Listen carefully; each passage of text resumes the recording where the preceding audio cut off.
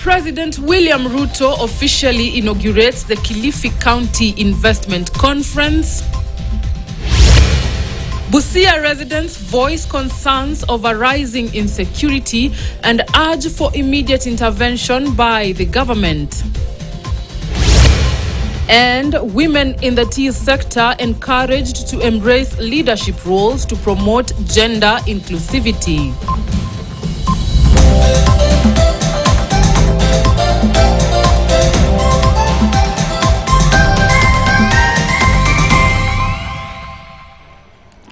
President William Ruto has officially opened the Kilifi County Investment Conference. The event highlights Kilifi's immense potential in sectors like tourism, agriculture, infrastructure, renewable energy, and manufacturing. Our reporter Ashley Mazuri is in Kilifi and joins us with the latest. Kini ndio Kenya iweze kupiga hatua ya kwenda mbele.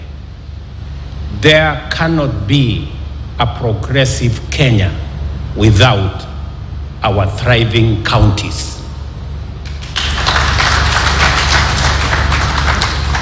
It is therefore a privilege for me to be in the midst of this esteemed gathering of local and international investors, leaders from all levels of public sector, both national and within our counties, and stakeholders at the inaugural Kilifi County International Investment Conference, a groundbreaking event to showcase Kilifi County as a premier investment destination for Kenya, East Africa, and the world.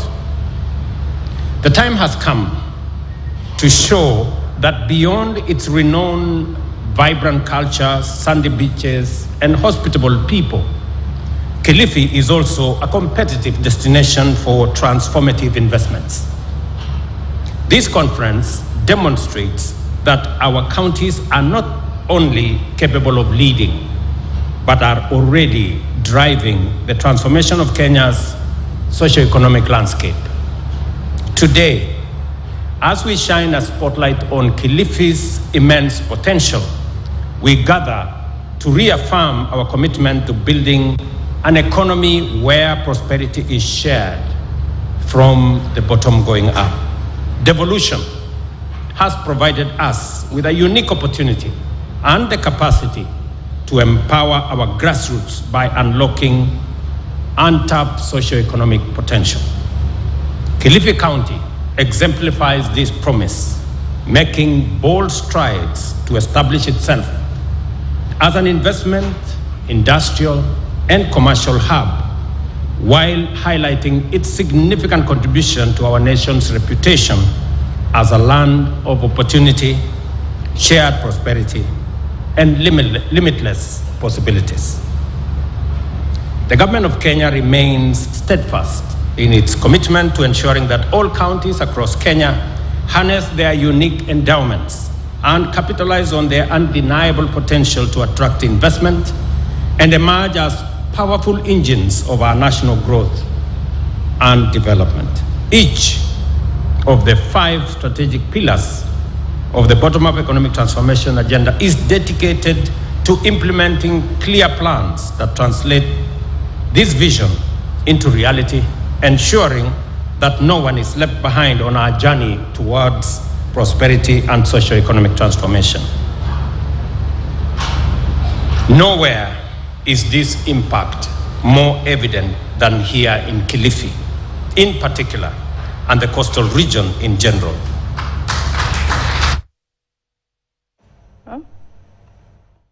Embakasi Central MP Benjamin Gadhiru, together with security agencies and the area Nyumba Kumi leadership, have vowed to work together in order to recover public land which was grabbed. They spoke during a meeting held in Komarok Secondary School, where they said recovery of public land will enable them to build administrative unit offices and a police station, since Embakasi Central has now been made a sub-county. Kwa mkutano ya watu wa Nyumba Kumi na DCC na timu yake, tukijaribu kuongelea maneno ya the impact that the new sub county will have, and challenges zenye tuko nazo za machamba because unajua hii ni Nairobi, tuko na shortage ya mashamba. Na tulikuwa tunatafuta kwenye tutakuwa tunajengea chief na kwenye tutajenga police station, because every location should have a police station. So that's actually what we are doing. Na nashukuru watu wa Embakasi Central, because sana hasa watu wa nyumba 10 wamejitokeza kwa wingi, wameleta maoni yao, wametuambia kwenye mashamba ziko, they are ready to provide their open spaces ndio tuweze kupata ofisi za chief ama the administrative units offices. Pia tuko na jadiliana mahali miradi kadhaa ya maendeleo ambayo wananchi wamepanga kufanya katika wilaya hii, na pia wametoa maoni yao kuhusu mambo ya usalama na pia mambo ya viwanja ambazo zimekunyakuliwa na wanabiashara. Ploti zote za public utilities zilinyakuliwa, lakini ninashukuru amesema tumuonyeshe mahali zote siko huko, ndio sasa tutamuonyesha, tutamuongoza ili aweze kufanya kazi kama vile inatakikana. Lakini hakuna zile siko ndani, tutamuonyesha zote na tumwambie hii ilikuwa ya hospitali, hii ilikuwa ya administration, hii ilikuwa ya nini. Jambo nzuri ni kusurrender those spaces ndio services ziwe rendered to the community directly. Now, as the country aims to increase tourism numbers and hit the 5 million mark by 2027, efforts to bolster the country as the best tourist destination has been boosted despite the upheavals facing the tourism sector. However, stakeholders in the sector have urged the government to withdraw or reconsider VAT on tourism services, arguing that it would hinder the industry's growth and competitiveness. Daniel Karaoke reports. The tourism sector in the country has been on an upward trajectory. As the country continues with efforts to boost the numbers, stakeholders have joined in. So 2024 bookings, a lot of it is the leftover, if you will, of the pent-up demand post-COVID. The way the tourism industry works is that we take advance bookings. Kenya continues to win major world awards for their tourism operations. Twiga Tours, one of Kenya's leading tour operators, secured the prestigious World's Leading Tour Operator Award for 2024, cementing Kenya's place as a top global destination. Tourism accounts for nearly 10% of Kenya's GDP, and accolades such as these reinforce the country's reputation for quality, which is crucial as it competes against emerging safari destinations globally. For the company to win this award, it's a testament to the quality of service they also deliver. Kenya is an all-year-round destination. We have good weather, we have excellent wildlife viewing opportunities throughout the year. Despite the celebrations and hope for an improved tourism sector post-COVID, stakeholders have voiced concern about looming challenges that could impact Kenya's competitiveness, pointing to proposed government policies, including value-added tax VAT on tourism services, as a potential threat. In the Tax Amendment Bill 2024, currently under public participation before the Finance Committee, chaired by Molo MP Kimani Kuria, it has proposed to remove VAT exemptions for tour operators, national park entry fees, and local assembled vehicles used to transport tourists. I think industry is trying to engage with government as best as they can. There have been some negotiations and discussions with the Ministry of Tourism. So when we look at adding additional taxes onto these already expensive mandatory costs, we will suddenly find that we're outpricing ourselves, and that the boom that we have seen, the growth in tourism we have seen post-COVID, may start to slow down. However, as the country celebrates, stakeholders must address challenges like taxation and regulatory deficiencies to ensure Kenya remains a competitive and sustainable destination for years to come. Daniel Karaoke, KTN. That story by Karaoke takes us to a short commercial break, but stay tuned because we have more news for you after the break.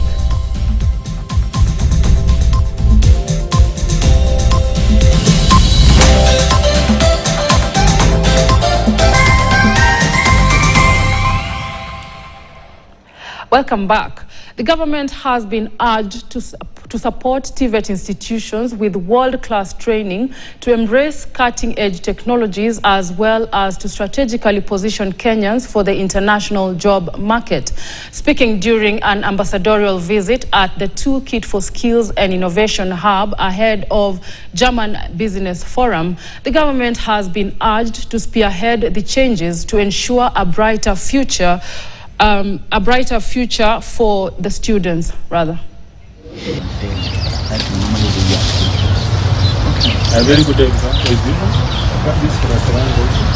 We should be able to train our youth so that they can service the growth.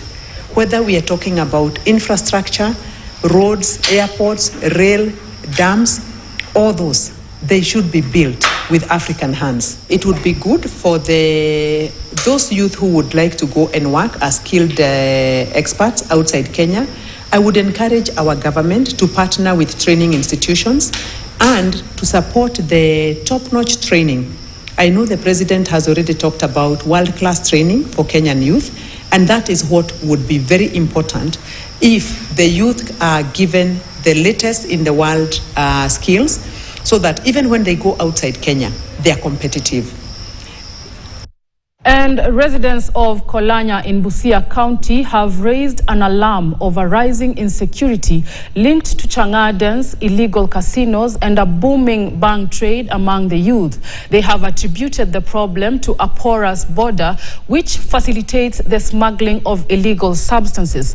Teso North Sub-County Police Commander Charles Chepkonga has ordered the immediate closure of unlicensed casinos and Chang'aden's, which are allegedly hubs for criminal activities.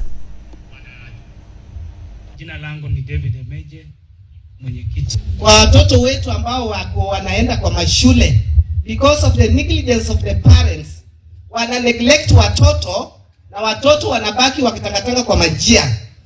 We are requesting as the voice of women that let these parents be arrested and be taken to court to answer charges of negligence. Idadi ya maafisa wetu hapa Kolanya ni wachache sana. Idadi nafikiri ni maafisa 4 tu. Tukipata police station Kolanya. Na kabla tupate police station, maafisa waongezwe hapa Kolanya kwa sababu we want to maintain that security within. Ningeomba tu ya kwamba nyinyi wananchi wa hapa kupitia community policy, kwa sababu nimeona iko hapa watu ya nyumba 10 na pia village elders, tukisaidiana machief na assistant chief, sisi sote tuungane kupigana na haya maneno. Still in Busia County, and Teso North Deputy County Commissioner Solomon Kitai has cautioned residents against land transactions that infringe on family members' rights. According to Kitai, such dealings will not be tolerated, pledging to reform the Lands Board to ensure justice for affected residents, and he advised buyers to seek approval from his office before finalizing any land deals. His statement follows Teso South MP's stern warning to chiefs accused of facilitating land grabbing for cartels in the sugar sector. Mimi ndio chairman wa mashamba. Ukiuza shamba unataka kutransfer kwa mtu, mimi ndo nitaandika kitu inaitwa consent ya kutransfer hiyo shamba. Kuna zingine zinafanywa chini ya maji, sijui inapitia wapi. So ukiona hiyo consent sija sign, don't accept it. Kuna subdivision, ukitaka kusubdivide shamba yako, uko na watoto 4, mimi nitapeana consent of subdivision. Na kuna vile inafanywa. Kuuza mashamba chini ya maji haitakubalika. Shamba yote inapita kando kando, mimi sitakupatia consent. Lazima chief adhibitishe. Na naona hii kifanya kazi. Let's now go to Kisii County, where gender and peace advocates have attributed most local conflicts and challenges to family issues. Speaking at a meeting in Kisii town, the Crusaders decried the exclusion of women from decision-making platforms and expressed concern over rising cases of violence. Gender and peace coordinator Ruth Mogaka highlighted issues such as divorce, child neglect, land disputes, FGM, and cultural practices that are key drivers of these conflicts. Mogaka also criticized practices where childless women bring in other women to bear children and inherit family property, fueling disputes. Tunapofanya juhudi za kuleta hizi zote issues pamoja, itakuwa kwa sababu ya kuleta amani huku, na itakuwa kwa sababu ya kuaddress zile challenges ambazo Kisii County inapitia kama gender based violence. Tumeona kwamba FGM Kisii County iko number 3.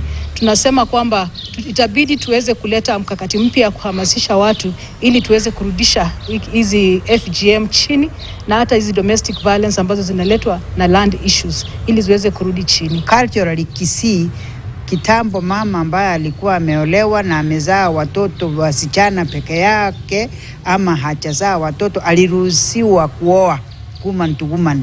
Lakini conflict imepatikana ya kwamba wakati yule mama ameaga, sasa the rest of the family members hawataki huyu mama mwenye aliolewa arithi mali, ama mama mwenye ameolewa na watoto. Wakati wazazi wale walikuwa wanalea watoto wameaga, the rest of the family members haitaki wale watoto warithi hata shamba kwa boma. Hizo ndio zile zimechangia sana. Inaturasimu kwenda kufanya hii management, kuona ya kwamba watu yetu wanakaa vizuri na yale mabaya tupate njia ya kuyatoa, na hata kwa uongozi tunataka wakina mama wasirikishwe kwa uongozi. Kama sasa counties yetu tunahitaji MCS wale wanachaguliwa tu na wakina mama wa kutosha. Hundreds of casual health workers in Laikipia County are appealing for the payment of salaries delayed for over 8 months by Governor Joshua Irungu's administration. Attached to 63 dispensaries, the workers earning less than 20,000 shillings per month lamented their struggles with debts and daily expenses. And as Christmas approaches, the workers have called for urgent payment to enable them to celebrate the festivities.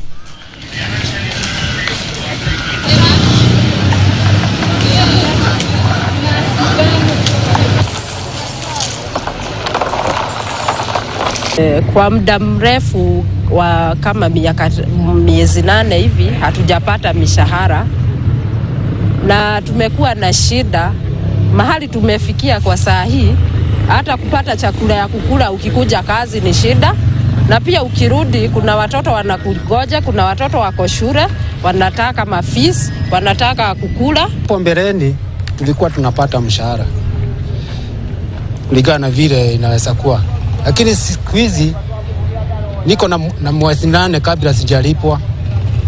Sasa shida yangu inakuwa nyingi, hata kukaa na wasiwasi sababu ya madeni. I've been working there since 2018. Na tumekuwa na hiyo shida ya kucheleweshwa mishahara for quite a while. Tumekuwa tukiwauliza, wanatuambia tungoje. Na sasa imefika mahali sisi kama wafanyikazi tumeshindwa kuvumilia. Women in the tea sector have been urged to actively pursue leadership roles to enhance gender inclusivity and influence governance policies. Stakeholders in the area have launched an initiative to equip women with skills to take up leadership roles in the tea value chain. Veronica Rotich, a member of Women in the Tea Value Chain, encouraged women to speak out against challenges such as sexual harassment and work towards creating equitable opportunities.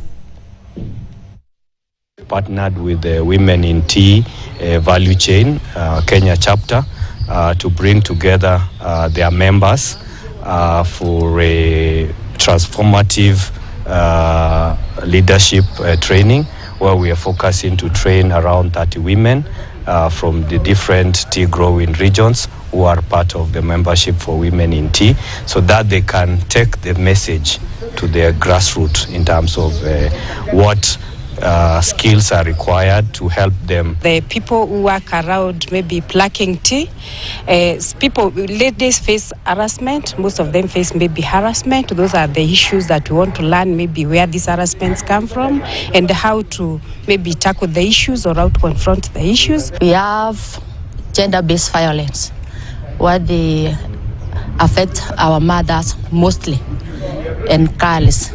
Also, we want to break the silence with menstruation silence in girls and adolescent stage. It's a high time that the women understand the policies and they're able to hold accountable their leaders and the directors, how to take up positions in these governance structures. Because by and large, they've been left out. They cannot speak, they cannot negotiate their prices. And it's high time that the women take up positions and be able to articulate issues that pertains to their rights as women. We're now taking another short break, but when we are back, we'll have Kelly Boss with the business news.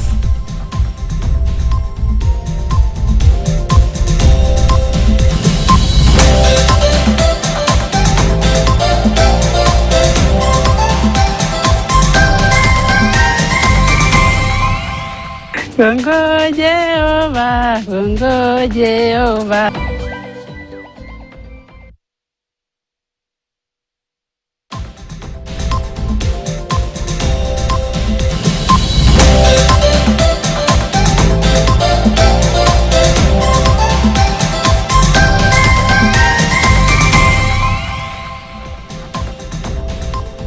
Well, a very good afternoon. Thank you for staying with News Desk. My name is Kelly. I'm here for your business news. Now, we start in the business between Tanzania and Kenya, where Tanzania's Amazon Group has clinched the deal to purchase Bamburi cement after its withdrawal from Savannah clinker, backed by Kenyan businessman, pulled out of the contest in the mysterious circumstances in the wake of fraud charges leveled against its chairman, Benson Ndeta, last week. The move now paves the way for Amazon Group through its local subsidiary, Amazon Industries Limited, to acquire 100% shareholding in the Kenyan cement manufacturers with the backing of KCB Investment Bank. The Kenyan Capital Markets Regulator had until yesterday and remained mum on the questions over how Mr. Ndeta's legal issues would affect Savannah's clinker bid for Bamburi cement regarding regulations and approvals. In a statement, the Capital Markets Authority, CMA, confirmed to shareholders of Bamburi Cement PLC and investors of the withdrawal.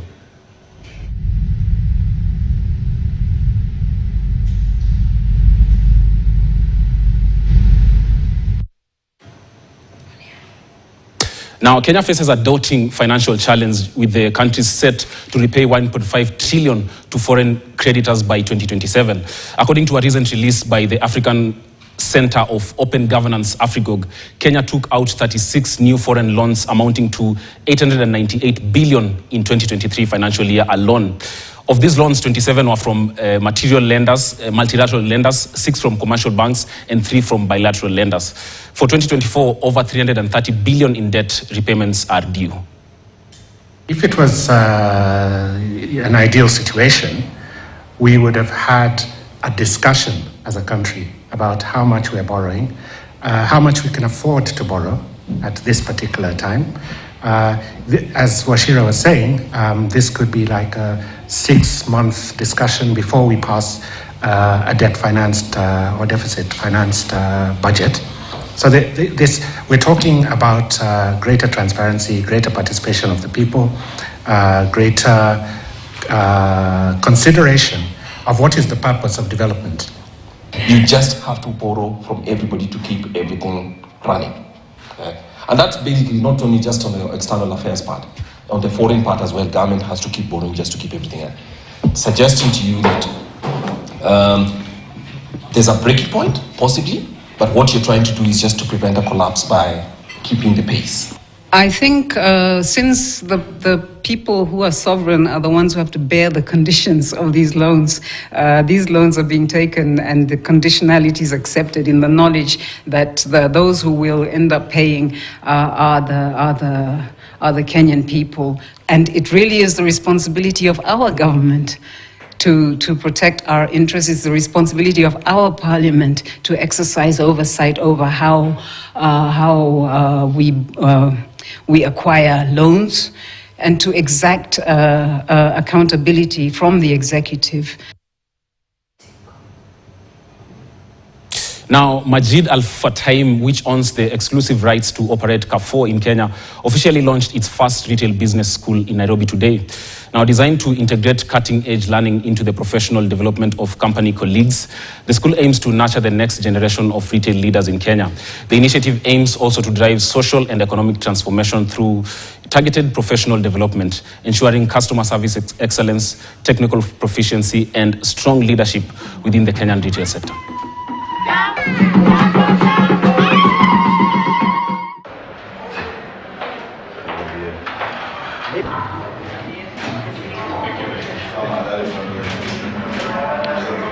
The opening of Majid Al Futaim Retail Business School in Kenya is a major step forward for Carrefour Kenya growth in the country. I will not give all the secrets, but we have a very, very ambitious expansion plan in Kenya. So you cannot grow, you cannot expand if you don't have the right people. And Teresa mentioned it very well, that we need people to make the things happen. And that tool today, that school, will help us to grow and to achieve our goal. Idea to say we have to professionalize the way how we train, teach, and educate. Not because to have a better outcome and have a better bottom line, to have better people who are more happy in what they are doing, that they are contributing to the society, but also to the business. And I'm quite confident and that Christoph and his team is doing everything he can do, and he already achieved miracles since I've been here the last time. What you've built out of this facility, a great environment where you really take care of our people, take care of the customers of the future, in equipping our staff with the best knowledge and best skills we can give them. Now, on to gender. The government of Kenya and the UN Women Kenya have launched a gender initiative project to accelerate gender equality and women's economic empowerment. The United Arab Emirates has funded the strategic partnership to a tune of 15 million, UN Women Kenya will leverage the public and private procurement processes to create equal opportunities for women as business owners, lenders, and workers.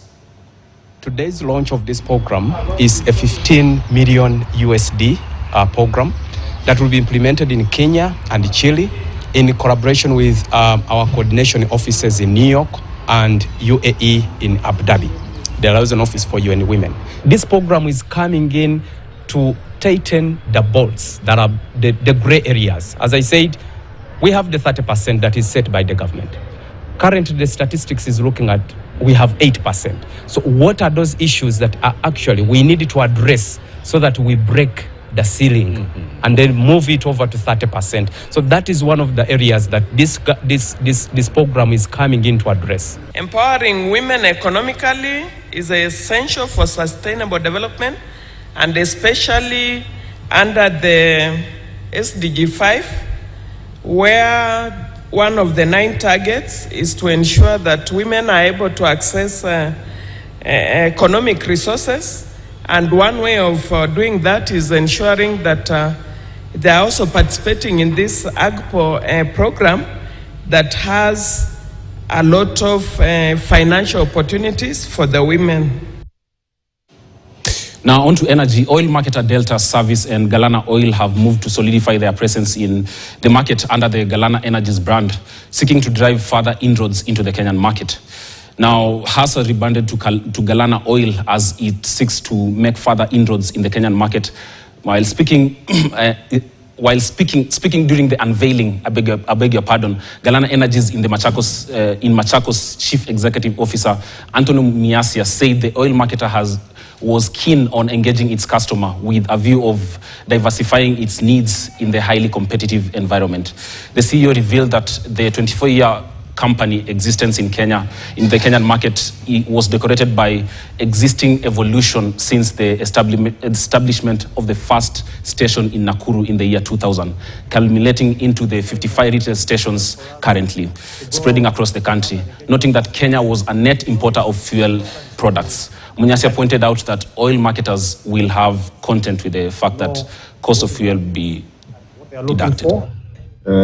Mimi hata nimekuwa hapa nikiwa mapumzikoni na narudi Nairobi leo, na ni vizuri pia kupata offer ni save kidogo kwa hiyo mafuta ya kunirudisha Nairobi.